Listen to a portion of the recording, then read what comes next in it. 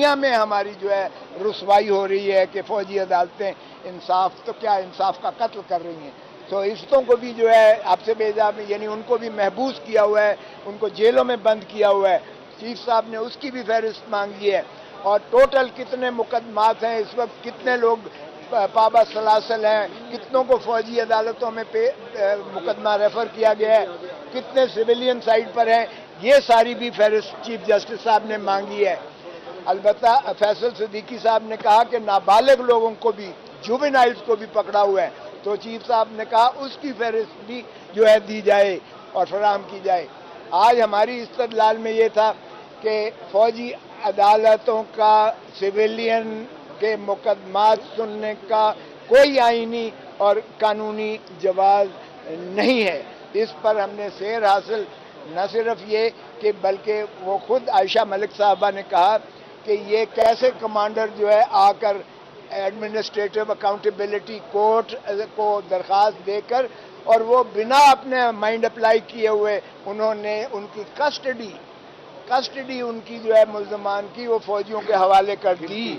اور گلٹی کا لفظ لکھا ہوا تھا. اور میں نے جب کور کمانڈرز کی وہ سنائی پریس بریفنگ, اور جب فارمیشن کمانڈرز جو پاکستان کے سارے اس سے بھی زیادہ احاطہ کرتا ہے, آئی ایس پی آر کی پریس ریلیز جو ہے بتائی, اور وہاں انہوں نے لکھا تھا ناقابل شواہد,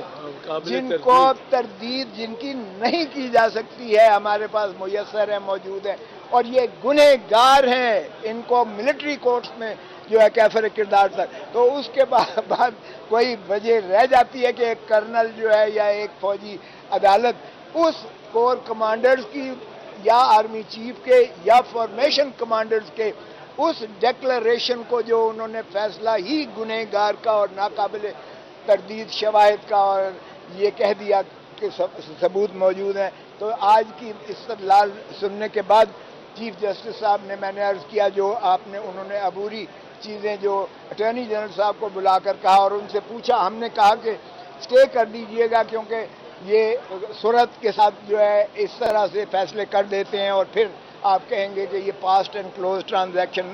ہو گیا ہے, جس طرح محرم علی کیس میں ہوا یا لیاقت علی کے کیس میں ہوا, لیاقت حسین کے. چیف جسٹس صاحب نے اٹارنی جنرل سے پوچھا اور انہوں نے کہا کہ ابھی کوئی کیس جو ہے سماعت نہیں ہو رہی ہے, تو اس پر انہوں نے کل کے لیے تاریخ دی ہے, اور کل اب باقی وکلاء کو بھی سنیں گے. ہماری جو ہے انہوں نے کہا ہے کہ 9:30 بجے کل شروع کریں گے, اور اس کو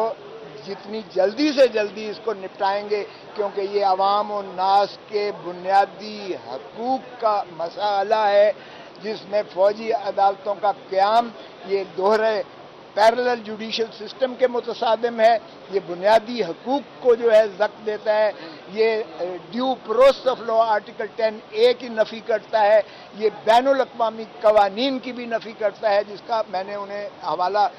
دیا اور کل ان کو کتابچہ بھی دوں گا جس میں